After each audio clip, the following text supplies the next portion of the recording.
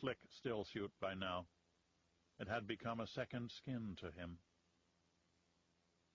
At the craggy pinnacle, about 1,200 meters high, according to his altimeter, he stopped at a natural shelter formed by a broken tooth of hard stone. There he set up his portable weather station. Its analytical devices would record wind speeds and directions, temperatures, barometric pressures, and fluctuations in relative humidity. Around the globe, centuries-old biological testing stations had been erected in the days long before the properties of melange had been discovered.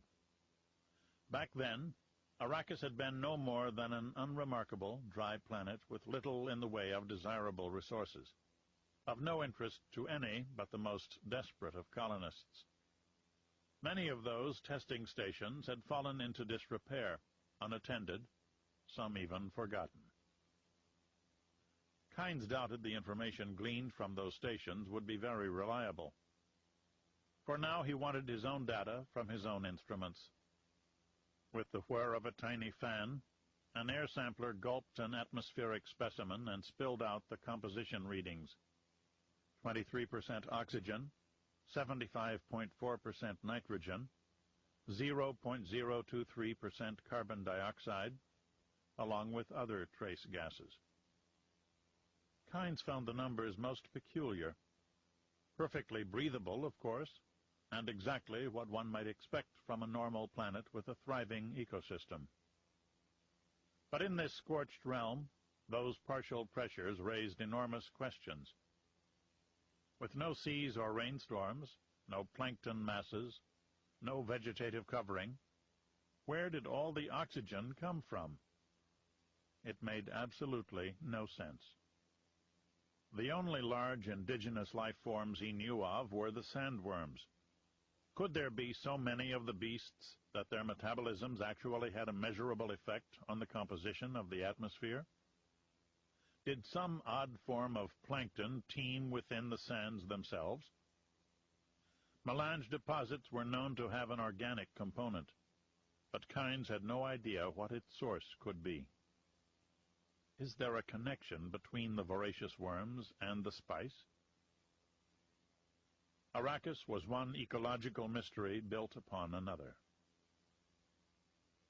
With his preparations complete, Kynes turned from the perfect spot for his meteorological station. Then he realized with startling abruptness that parts of the seemingly natural alcove atop this isolated peak had been intentionally fashioned. He bent down, amazed, and ran his fingers over rough notches.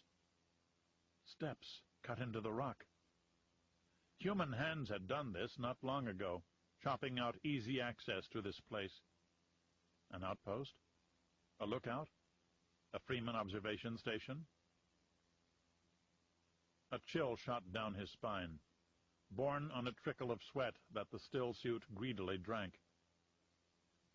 At the same time, he felt a thrill of excitement, because the Freemen themselves might become allies, a hardened people who had the same agenda as he did, the same need to understand and improve. As Kynes turned around in the open air, searching, he felt exposed. "Hello?" he called out, but only the desert silence answered him. How is all of this connected, he wondered, and what, if anything, do the Freemen know about it?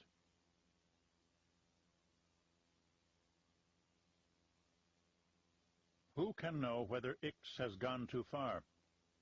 They hide their facilities, keep their workers enslaved, and claim the right of secrecy. Under such circumstances, how can they not be tempted to step beyond the restrictions of the Butlerian Jihad? Count Ilban Rachiz, Third Appeal to the Landsraad. Use your resources and use your wits, the old Duke had always told him. Now, as he stood alone and shivering, Leto took stock of both. He contemplated his grim and unexpected solitude on the wilderness surface of Ix, or wherever this place was. Had he been stranded here by accident, Or treachery? What was the worst case? The guild should have kept a record of where he'd been unceremoniously discharged. His father and House Atreides' troops could rally out and find him when he didn't show up at his intended destination. But how long would that take? How long could he survive here? If Vernius was behind this treachery, would the Earl even report him missing? Leto tried to be optimistic, but he knew it might be a long time before help could come. He had no food, no warm clothing, not even a portable shelter. He had to take care of this problem himself. "Hello!" he shouted again. The vast emptiness snatched his words and drained them to nothing, without even bothering to echo them back. He considered venturing forth in search of some landmark or settlement, but decided to stay put for the time being. Next, he mentally assessed the possessions he'd brought in his suitcases, trying to think what he might use to send a message. Then, from beside him, in a blue-green thicket of spiny plants struggling to survive in the tundra, came a rustling sound. Startled, Leto jumped back, then looked closer. Assassins? A group intending to take him captive? The ransom of a ducal heir might bring a mountain of Solaris, as well as the wrath of Paulus Atreides. He drew the curve-bladed fishing knife from its sheath at his back and made ready to fight. His heart pounded as he tried to guess his peril, to prepare in some way. And Atreides had no qualms about shedding necessary blood. The branches and pointed leaves moved, then opened to reveal a round plas pad on the ground. With a hum of machinery, a transparent lift tube emerged from beneath the surface, looking totally incongruous on the rugged landscape.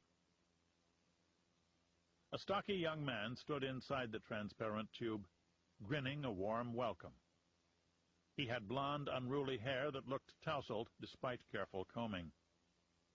He wore loose military-style trousers and a color-shifting camouflage shirt. His pale, open face had soft edges from outgrown baby fat. A small pack hung on the stranger's left shoulder, similar to the one he carried in his hand. He appeared to be about Leto's age. The transparent lift came to a stop, and a curved door rotated open. A breath of warm air brushed Leto's hands and face. He crouched, ready to attack with his fishing knife, though he could not imagine this innocuous-looking stranger to be a killer. "You must be Leto Atreides, right?" the young man said. He spoke in Gallic, the common language of the Imperium. "So should we start out with a day hike?" Leto's gray eyes narrowed and fixed on the purple and copper Ixian helix adorning the boy's collar. Trying to hide his immense relief and maintain a professional, even suspicious facade, Leto nodded and lowered the tip of the knife, which the stranger had pretended not to notice. "I'm Romber Vernius. I thought you'd want to stretch a bit before we settle in down below. I heard you like being outdoors, though I prefer to be underground myself. Maybe after you spend a little time with us, you'll feel at home in our cavern cities. Ix is really quite nice." He looked up at the clouds and high-altitude sleet. "Oh, why is it raining? Vermilion hells, I hate being in unpredictable environments." Romber shook his head in disgust. "I told Weather Control to give you a warm, sunny day. My apologies, Prince Leto, but this is just too dreary for me. How about we go down to the Grand Palais?" Catching himself rambling, Romber dropped both day packs inside the lift tube and nudged Leto's floating luggage inside as well. "It's good to meet you at last. My father's been talking about Atreides this and Atreides that for so long.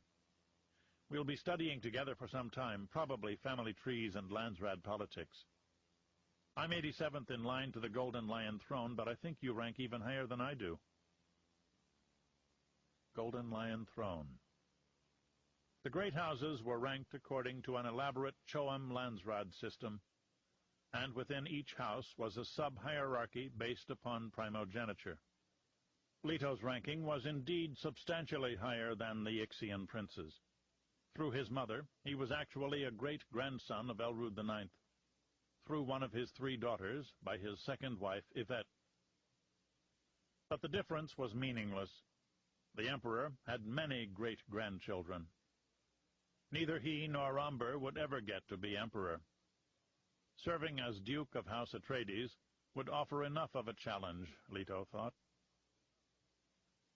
The young man exchanged the half-handshake of the Imperium, interlocking fingertips. The Ixian prince wore a fire jewel ring on his right hand, and Leto felt no rough calluses. "I thought I was in the wrong place after I'd landed," Leto said, finally letting his uneasiness and confusion show through. "I believed I was stranded on some uninhabited rock. Is this really Ix? The machine planet?" He pointed toward the spectacular peaks, the snow and rocks, the dark forests. Remembering what his father had told him about the Ixian penchant for security, Leto noted Romber's hesitation. "Oh, you'll see. We try not to make ourselves too obvious." The prince gestured him into the tube, and the Plaz door rotated shut. They plunged through what seemed to be a kilometer of rock. Romber continued to speak calmly, even as they plummeted. "Because of the nature of our technical operations, Ix has countless secrets and many enemies who'd like to destroy us. We try to keep our dealings and our resources hidden from prying eyes." The 2 young men passed through a luminescent honeycomb of artificial material, then into a vast expanse of air that revealed a huge grotto world, a fairyland protected deep within the crust of the planet. Massive crowns of graceful support girders came into view, connected to diamond lattice columns so tall that the bottoms were not visible below. The Plaz-walled capsule continued to descend, floating free on an Ixian suspensor mechanism. The capsule's transparent floor gave Leto the unsettling illusion of dropping feet first through thin air. He held on to the side railing while his floating suitcases bobbed around him. Overhead he saw what looked like the cloudy Ixian sky and the blue-white sun peeking through. Projectors concealed on the surface of the planet transmitted actual weather images onto high-resolution screens that covered the rock ceilings. This enormous underworld made the inside of even a Guild highliner look minuscule. Hanging down from the roof of the stone vault, Leto saw geometric inverted buildings, like inhabited crystal stalactites connected to each other by walkways and tubes. Teardrop-shaped aircraft sped noiselessly through the subterranean realm, flitting between structures and supports. Hang gliders carrying people flashed by in streaks of brilliant color. Far down on the floor of the rough cavern he spotted a lake and rivers, all deep underground and protected from outsiders' eyes. "Vernii," Romber said. "Our capital city." As the capsule slid between the hanging stalactite buildings, Leto could make out ground cars, buses, and an aerial tube transport system. He felt as if he were inside a magical snowflake. "Your buildings are incredibly beautiful," he said, his gray eyes drinking in all the details. "I always thought of Ix as a noisy industrial world."